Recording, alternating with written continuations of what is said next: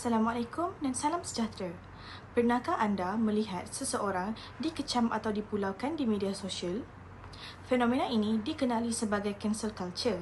Ia merujuk kepada tindakan masyarakat yang menarik sokongan atau memboikot seseorang kerana kesalahan atau kenyataan yang dianggap tidak boleh diterima. Pada asalnya, ia bertujuan untuk menuntut accountability. Namun, ada juga yang berpendapat ia boleh menjadi satu bentuk penghukuman yang berlebihan. Bermula dengan filem 90-an dan trend parody, istilah cancel culture kini bertukar menjadi satu senjata. Kini, ia telah berkembang menjadi mahkamah netizen yang menghukum tanpa usul periksa.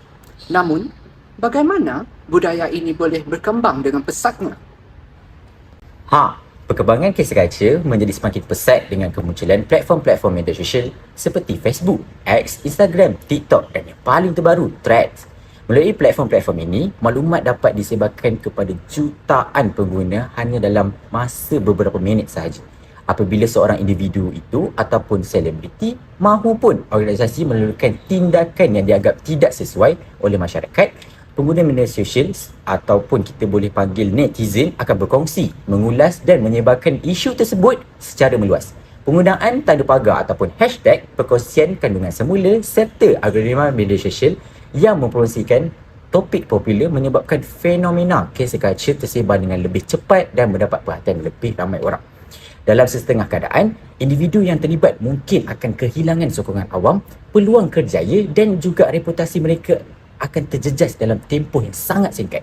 Oleh itu, media sosial bukan sahaja menjadi medium komunikasi, malah berperanan sebagai pembangkit utama yang mempercepatkan penyebaran budaya cancel culture ini di seluruh dunia. Tapi kan, apakah faktor media sosial ni dapat menyebar secara luas dekat media sosial? Ramai ni kecam. Aku nak kecam juga lah ni. Lepas tu aku nak repost.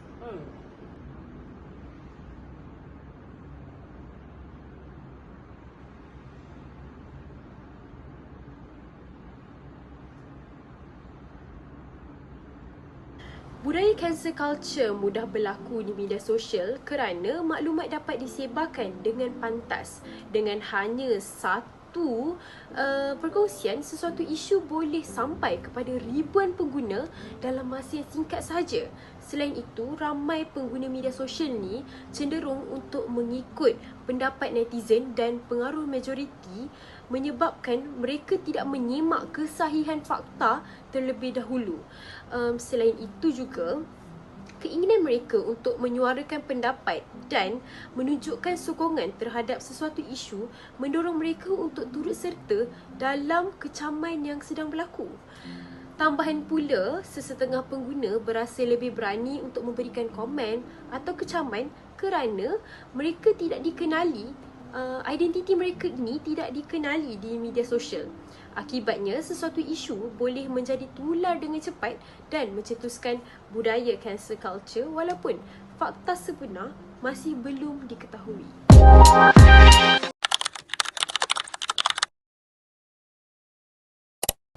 Yang pertama, meningkatkan kesedaran etika dan tanggungjawab sosial. Individu lebih berhati-hati dalam pertuturan dan tindakan kerana tahu mereka boleh dipertanggungjawabkan di media sosial. Kedua, menegakkan keadilan sosial secara pantas.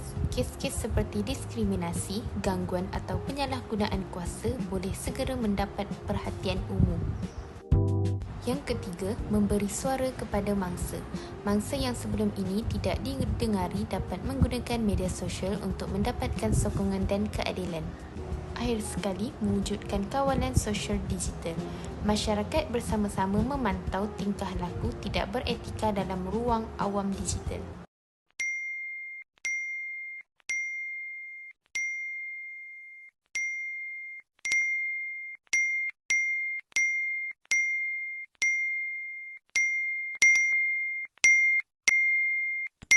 Di sebalik ribuan komen, terdapat seorang manusia yang mungkin menerima kesan emosi yang mendalam.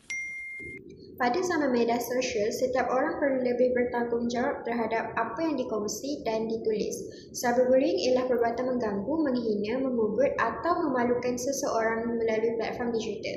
Kesan cyberbullying boleh menyebabkan mangsa mengalami tekanan emosi, hilang keyakinan diri, malah menjejaskan kesihatan mental.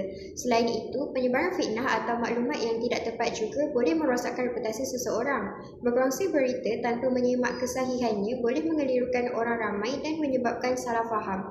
Akhir sekali ialah hukuman masyarakat tanpa memberi peluang untuk menjelaskan keadaan. Perkara ini berlaku apabila seseorang terus dihukum, dikecam atau diboikot berdasarkan tuduhan atau maklumat yang belum lagi terbukti lagi benar, tanpa diberi ruang untuk mempertahankan diri. Oleh itu, jadilah pengguna media sosial yang beretika, fikir sebelum berkongsi, semak fakta sebelum mempercayai dan sentiasa menghormati orang lain. Ingat, satu klik boleh memberi kesan yang besar kepada kehidupan seseorang. Selamat datang ke segmen berita. Hari ini kita membincangkan satu fenomena yang semakin mendapat perhatian di media sosial, iaitu cancel culture. Dalam beberapa tahun kebelakangan ini, pelbagai individu, selebriti dan organisasi pernah berdepan dengan kecaman daripada orang ramai akibat kenyataan atau tindakan yang dianggap tidak sesuai atau menyinggung perasaan masyarakat. Apabila sesuatu isu menjadi tular, pelbagai reaksi akan muncul di media sosial.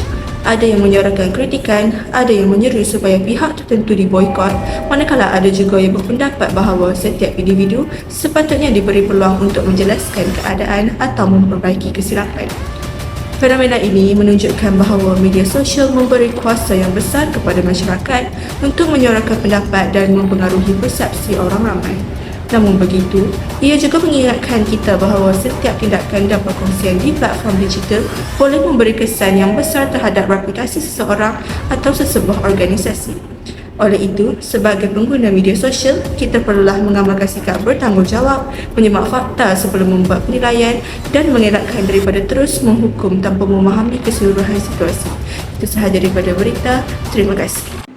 Dalam dunia digital pada hari ini, media sosial telah menjadi sebahagian daripada kehidupan seharian kita. Melalui media sosial, kita dapat menyumbangkan pendapat, berkongsi maklumat dan berhubung dengan orang lain dengan lebih mudah. Namun, penggunaan media sosial yang tidak bertanggungjawab menyumbang kepada fenomena cancel culture yang semakin membimbangkan. Oleh itu, terdapat beberapa langkah yang boleh kita ambil untuk menangani isu ini dengan lebih beretika dan bijak. Pertama, kita perlu menyemak fakta sebelum berkongsi sesuatu maklumat. Kedua, kita perlu mengkritik secara berhemah dan beretika. Selain itu, kita perlu memberi ruang dan peluang untuk orang yang terlibat untuk menerangkan mengenai perkara yang sebenar. Akhir sekali, kita perlu menggunakan media sosial dengan penuh bertanggungjawab. Sebelum kita menghakimi, mengecam dan berkongsi kepada orang lain, luangkan sedikit masa untuk mencari apakah kesannya. Dengan sikap yang lebih matang dan bertanggungjawab, kita dapat mewujudkan media sosial yang lebih positif, selamat dan beretika untuk semua. Cancel culture boleh menjadi alat untuk menegakkan tanggungjawab dan menyuarakan keadilan. Namun, tanpa batasan dan empati, ia juga boleh berubah menjadi satu bentuk penghukuman yang melampau. Sebagai pengguna media sosial, kita mempunyai kuasa untuk menyebarkan maklumat, tetapi kita juga mempunyai tanggungjawab terhadap kesan yang ditinggalkan oleh setiap kata yang kita tulis. Jadi, sebelum memberi komen, berkongsi sesuatu atau menyertai kecaman dalam talian, tanyakan kepada diri sendiri, adakah maklumat ini benar, adakah tindakan saya membantu atau hanya menambah keburukan.